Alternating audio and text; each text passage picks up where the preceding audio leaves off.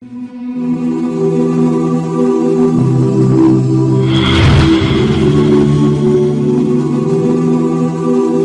لکم فی رسول اللہ اسوۃ حسنہ۔ واہ واہ، رب بھی ہے نا۔ اچھا، اللہ نے کیا خوبصورت لفظ استعمال کیا، حسنہ۔ کیا کہہ رہے ہیں کہ کراچی والوں، میرے نبی تمہارے لیے انتہائی خوبصورت نمونہ ہے زندگی گزارنے کے لیے۔ میرے نبی کی زندگی میں تمہارے لیے خوبصورت نمونہ۔ یہاں آپ آخری نبی ہیں اور آپ پر آ کر نبوت مکمل ہو رہی ہے، شریعت مکمل ہو رہی ہے اور کتاب مکمل ہو رہی ہے۔ اور میں 3 لفظ حدیث سے پیش کرتا ہوں، اختم بکتابہم الکتب وبشریعتہم الشرائع وبدینہم الادیان۔ یہ پہلی کتابوں میں جو اللہ کا فرمان ہے وہ کہ میرے نبی آ رہے ہیں۔ یہ شاہ علیہ السلام نے ارشاد فرمایا پچھلی کتابوں کا کہ جن کی کتاب پر کتابیں ختم، جن کے دین پر دین مکمل، جن کی شریعت پر شریعت مکمل، جن کی کتاب پر کتابیں مکمل۔ اس سارے بیک گراؤنڈ میں لفظ آنا چاہیے تھا لقد کان لکم فی رسول اللہ اسوۃ کاملہ، کہ میرے نبی کی زندگی تمہارے لیے مکمل نمونہ ہے، مکمل ضابطہ حیات ہے۔ اللہ نے کامل کا لفظ چھوڑ کر حسنہ،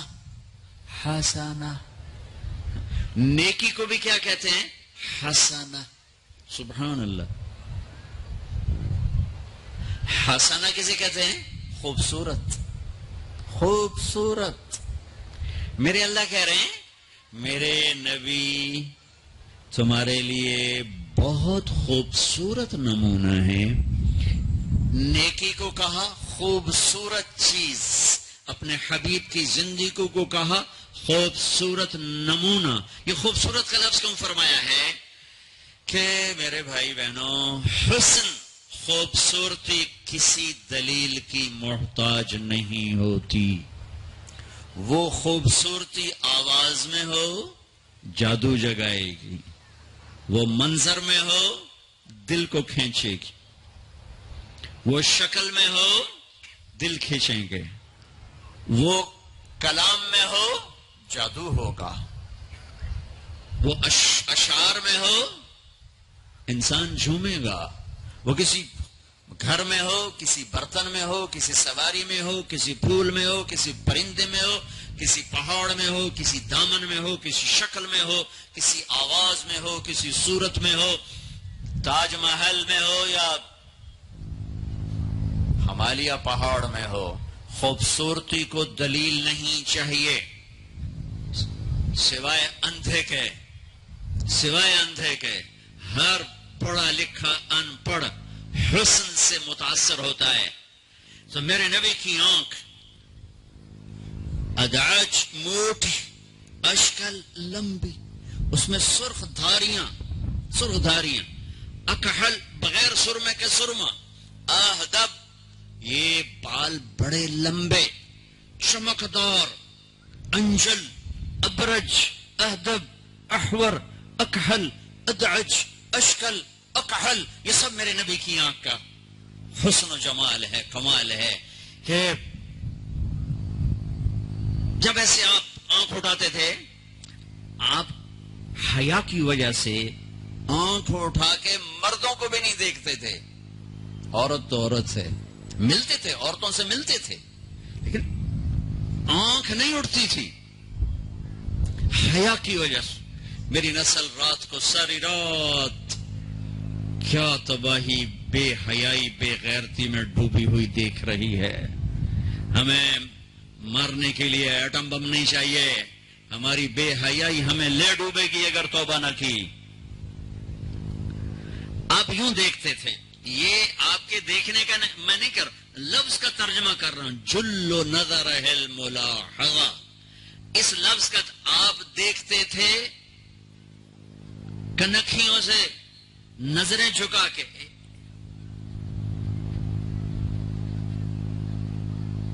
کناروں سے دیکھتے تھے.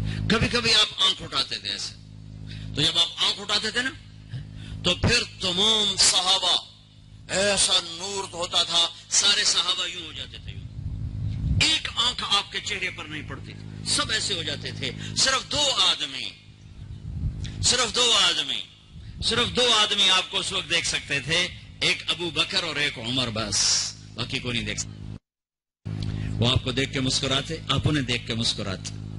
ایک دفعہ مسجد میں داخل ہوئے تو آپ کے دائیں ابو بکر تھے اور بائیں عمر تھے. آپ نے یوں ہاتھ پکڑا اور یوں ہاتھ پکڑا اور فرمایا, دیکھ رہے ہو یہ ابو بکر یہ عمر, اگر دیکھ رہے ہو ہاکذا نحشر یوم القیامہ, قیامت کے دن ہم تینوں اس طرح قبر سے نکلیں گے کہ میرے دائیں طرف ابو بکر ہوگا, میرے بائیں طرف عمر ہوگا. آپ کا ناک کیسا تھا؟ اقن العرنین, یہ باریک, یہاں سے باریک اور تھوڑا سا ہلکا سا یہاں سے اوپر, ہلکا سا اشم, ہلکا سا یہاں ایک نور جگمگ کرتا تھا.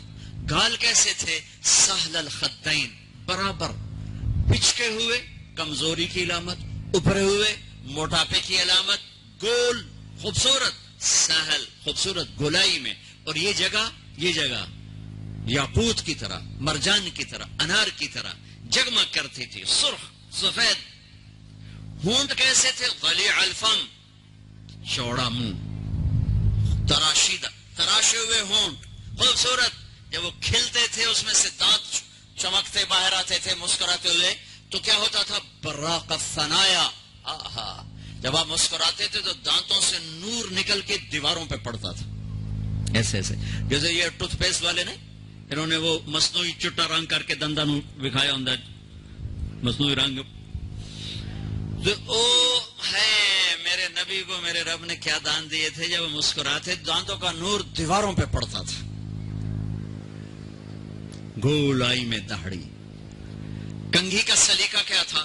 کنگھی فرماتے تھے کبھی مانگ نکالتے تھے, کبھی بغیر مانگ نکالے بالوں کو پیچھے لے جاتے تھے. اچھا مولوی صاحب کیا, ہاں بھائی پترا فلانے دی دھی تے اے اودا نا تے اے اودا پیو تے اتنا مار میں تینوں دتی تو قبول کیتی. آخنے کا جی آن دیو. تو اس کے بھائی نے اس کو کون نہیں ماری, کہنا جی جان دیو.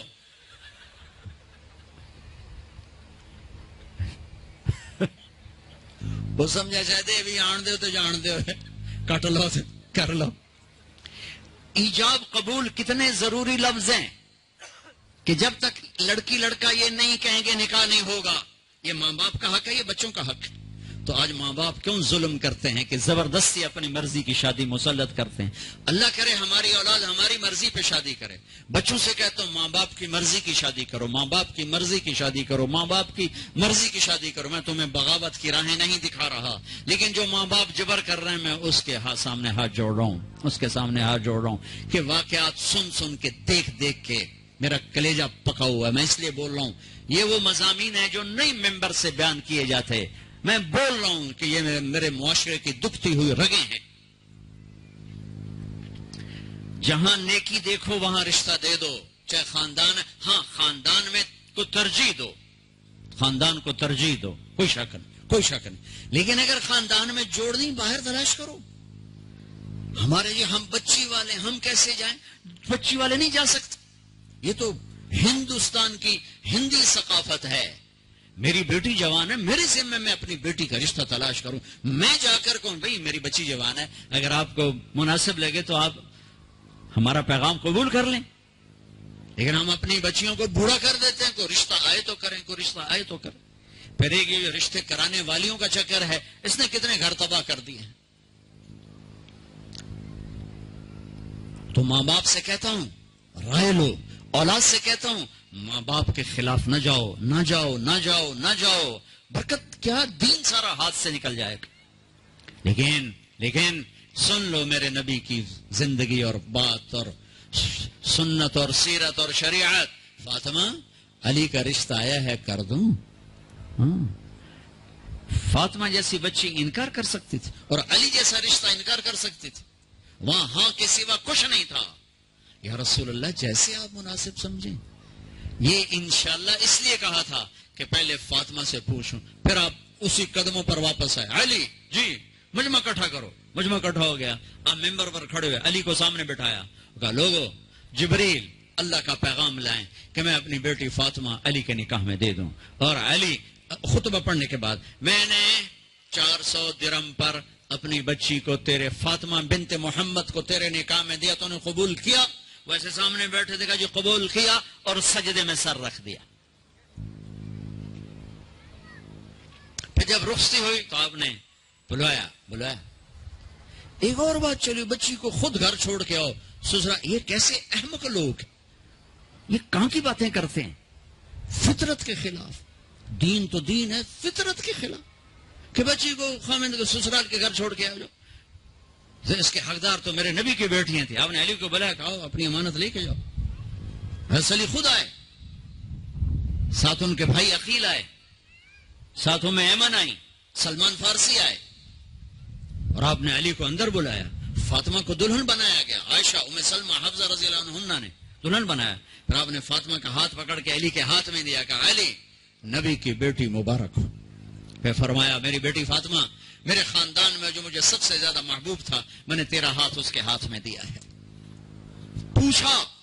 پوچھو اللہ کے واسطے پوچھو. یہ رشتہ بڑا اہم ہے. من آیات ہی, یہ میری نشانیوں میں سے میں نے خامد اور بیوی کا رشتہ بنایا. اللہ اس کو اپنی نشانیاں بتا رہا ہے. اس پر سینکڑوں آیات ہیں کہ یہ رشتہ باقی رہے, ٹوٹے نہیں. آج کا سسرالی ظلم, ساس سسر کا ظلم کتنے گھر برباد کر چکا ہے. کہیں بچیوں کی نادانی اور نافرمانی اور بد زبانی شریف ترین نوجوانوں کو ذلیل کر چکی. میں سب کو بیلنس کر کے بتا رہا ہوں. اپنے خامند کا حق پہچانو, اپنی بیوی کا حق پہچانو. میرے نبی نے فرمایا بہترین مسلمان جو بیوی سے اچھا سلوک کرے. میرے نبی نے فرمایا میری شریعت میں سجدہ ہوتا تو بیوی سے کہتا خامند کو سجدہ کر. بھائیو بہنوں, یہ معاشرت ہے, معاشرت. اس کو سیکھو. ماں باپ کو اپنی جگہ پہ رکھو. میرے نبی نے فرمایا میری ماں اگر زندہ ہوتی تو تم دیکھتے میں کیا خدمت کرتا. میں عشاء کی نماز کے مصلی پہ ہوتا, سورۃ فاتحہ پڑھ رہا ہوتا. ادھر سے آواز آتی میرے کمرے سے, میرے گھر سے, بیٹا محمد, تو میں نماز توڑ کے کہتا لبیک اماں جی. نماز میں کون سی نماز؟ فرض, عشاء فرض. لبیک اماں جی, لبیک. ہاں سر, نماز بعد میں ہوگی, پہلے آپ کا حکم سنا جائے گا. باپ تیری جنت کا دروازہ ہے, جنت تیری ماں کے قدموں تلے ہے. آپ نے فرمایا سب لوگ جنت میں جائیں گے, اویس بھی جائے گا. اویس کرنی. جب جنت کے دروازے پر پہنچیں گے تو اللہ کہیں گے باقی چلے جائیں, اویس کو روک لو. اویس کرنی گھبرا جائیں گے کہ یا اللہ ابو تے آ کے بریکاں کیوں لگ گئی ہیں, خیر ہے. تو اللہ تعالیٰ فرمائیں گے پیچھے دیکھو. ویسے دیکھیں گے تو جہنمی کھڑے ہوں گے, جہنمی. تو میرے اللہ کہیں گے اویس تیری ماں کی خدمت کا صلہ دینا چاہتا ہوں. یہ جہنمی کھڑے ہیں, انگلی اٹھا, جدھر جدھر تیری انگلی پھرے گی تیری تو فیل سب کو جنت میں ڈال دوں گا. ماں کی خدمت, ماں کی خدمت. ان ماؤں سے کہتا ہوں آنے والی بہو پر زیادتی نہ کرو, ظلم نہ کرو. اپنا حق اتنا نہ جتلاؤ کہ خامد اور بیوی کی زندگی برباد ہو جائے.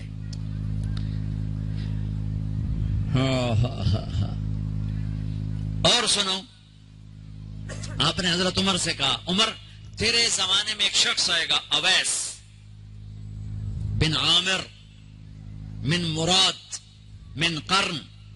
اویس بن عامر مراد قبیلہ اور قرن اس کی شاخ ہوگی. یمن سے آئے گا, رنگ کا کالا, قد کا درمیانہ. اسے پھل بیری برس کی بیماری ہوئی تھی, اب ٹھیک ہو گیا ہے, ایک سفید نشان باقی ہے. جب وہ آئے تو اس سے تم نے اور علی نے دعا کرا. تم نے اور علی نے, علی اور عمر, تم نے اس اویس سے دعا کرانی ہے. یا رسول اللہ ہے وہ کیوں؟ کہ اس لیے کہ اس نے ماں کو راضی کر کے وہ مقام پایا ہے جب ہاتھ اٹھاتا ہے تو اللہ اس کے ہاتھ خالی نہیں لوٹاتا. علی اور عمر سے کہا جا رہا ہے. علی عمر کو ضرورت نہیں تھی اویس کی دعا کی, ہمیں پیغام دینا تھا کہ ماؤں کی خدمت کیسے چھوٹوں کو بڑا بنا دیتی ہے, کیسے چھوٹوں کو کیا مقام مل جاتا ہے. حضرت عمر رضی اللہ عنہ جب خلیفہ بنے ہر سال حج کرتے تھے، ہر سال. اویس کوئی نہیں ملا، تو ایک سال انہوں نے سارے حاجی اکٹھے کر لیے سامنے کھڑے کر. ہاں بھائی سب کھڑے ہو جاؤ، کھڑے ہو. اچھا بھائی یمن والے کھڑے رہو، باقی بیٹھ جاؤ. تو ایک بہت بڑا مجمع کھڑا تھا. اچھا بھائی مراد والے کھڑے رہو، باقی بیٹھ جاؤ. تو چند لوگ رہ گئے.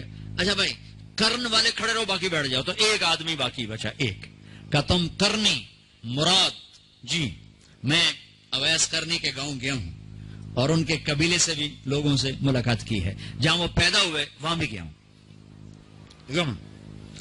ارے بھائی اویس تو جانتے ہو جی میرا بھتیجا ہے، بھائی کا بیٹا ہے، پر وہ ہمیں تھوڑا جا ہلے ہے، پاگل جائے. تجھے ہوتا کیوں پوچھ دو؟ وہ کہنے کہ پاگل تو نظر آتا ہے، وہ نہیں.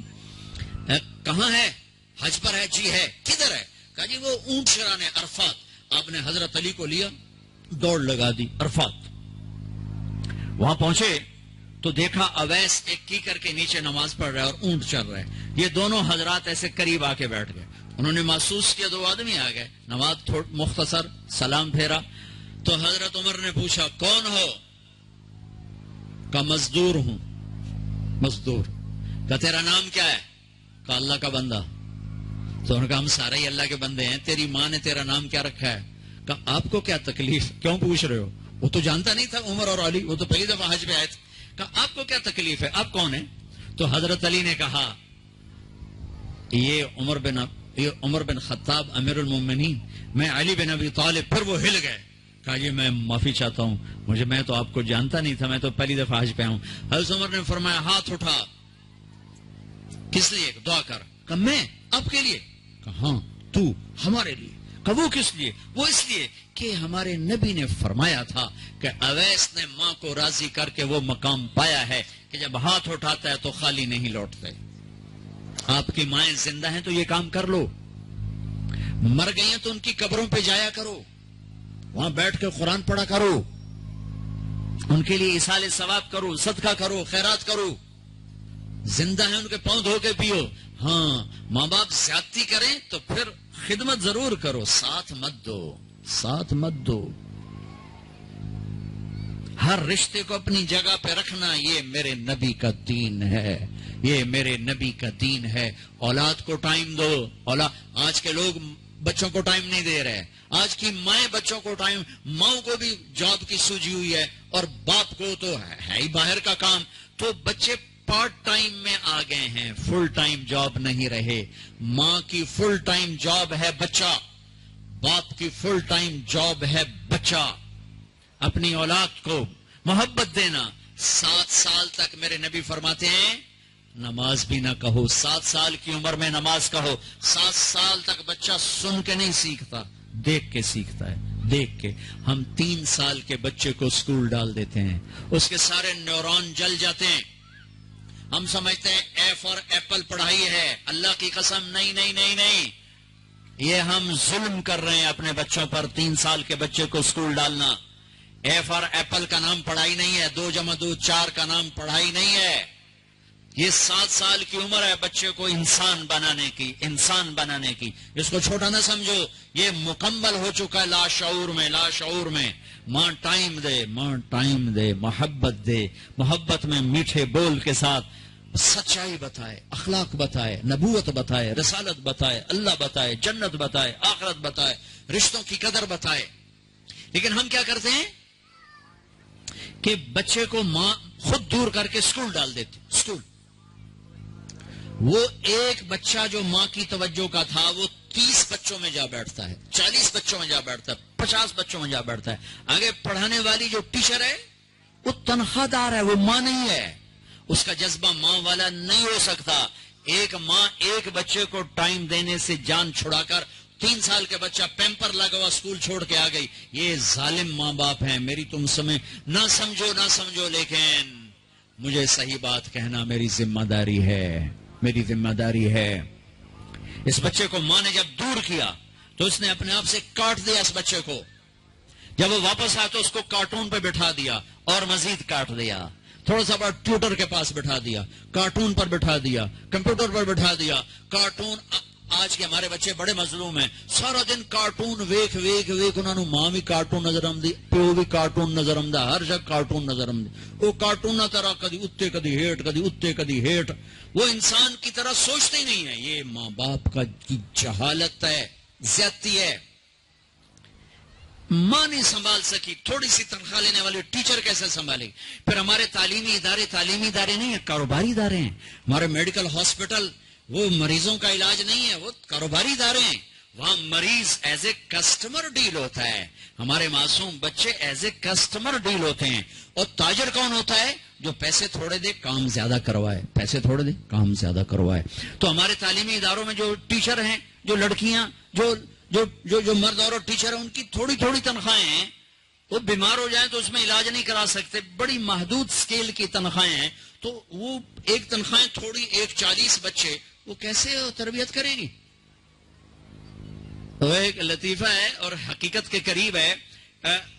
ٹیچر نے کہا بچوں کہو CUP سپ. سپ سمجھ سانپ. تو بچے بولے مس CUP کپ. کہا نہیں بچوں CUP سپ. انہیں پھر کہا مس CUP کپ ہوتا ہے. ان کا بچوں اتنی تنخواہ میں CUP سپ ہی رہے گا، کپ نہیں ہو سکتا. یہ ہمارے سارا تاجر طبقہ یہ کھال کھینچ لیتا ہے کیونکہ لوگ زیادہ ملتے ہیں، بے روزگاری ہے. ہاں بھائی یہ تنخواہ ہے، لینی ہے تو لینی تو جاؤ. اسے پتا ہے یہ مجبور ہے، یہ آئے گا، یہ آئے گا. اوپر اللہ بھی دیکھ رہا ہے، ستا ہوا کو جاگتا پہ ہے. میرے نبی نے فرمایا جس نے مزدور سے کام لیا اور اسے مزدوری پوری نہ دی تو قیامت کے دن اس مزدور کا وکیل میں ہوں گا، مقدمہ جت کے دکھاوے جے ہوں. تو ایک ماں 4 بچے نہیں سنبھالتی، وہ ایک ٹیچر سے 40 بچے کے کہتی ہے میرے بچے سنبھالو. کیسے؟ ماں بنو، باپ بنو، ٹائم دو. یہ میں نے کہا تو ان کے سروں پر بیٹھ جاؤ، جتنا ٹائم دو محبت سے. ٹیلی فون آف کر دو. اس موبائل نے لائف کوالٹی کو تباہ کر دیا ہے. ٹوائلٹ کے اندر بیٹھ کے بے وقوف سودے کر رہے تھے، مال چکا دیا جائے، گھڑی چلی گئی ہے. اب ٹوائلٹ کے اندر ٹوائلٹ کے بے وقوف وہ کام کر جو کرنے آیا ہے، سودے کر رہے ہوتے ہیں ٹوائلٹ کے اندر. گاڑی چل رہی، ٹیلی فون چل رہا ہے. گاڑی کتنا ٹکر ہو گئی. پھر روٹی کھا رہے ہیں، ٹیلی فون سن رہے ہیں، روٹی کھا رہے ہیں، ٹیلی فون سن رہے ہیں، روٹی کھا رہے ہیں، ٹی وی دیکھ رہے ہیں. اب میرے نبی بڑی پیاری زندگی لے کر آئے ہیں. جب آپ گھر میں جاتے تھے بیوی کے ساتھ، بچوں کے ساتھ، کسی سے نہیں ملتے تھے. آپ نے اپنے وقت کو تقسیم کیا ہوا تھا جس میں ایک حصہ بیوی کے لیے، بچوں کے لیے حسن حسین زینب، ان کے لیے ام کلثوم، بچوں کے لیے تھا. تو آپ اس میں کسی سے نہیں ملتے تھے، صرف بچوں کے ساتھ، بیوی کے ساتھ ہنسنا کھیلنا بیٹھنا. ہم اپنے بچوں کے ساتھ بیٹھ کر بھی نہیں ہوتے. موبائل کی گھنٹی بجی اور ابا مجلس سے غائب. موبائل کی گھنٹی، بچہ متوجہ ہے، ماں کا فون بجا، بچہ بات کر رہا ہے، ماں نے فون کان کو لگا، اس نے بچے کو ذبح کر دیا.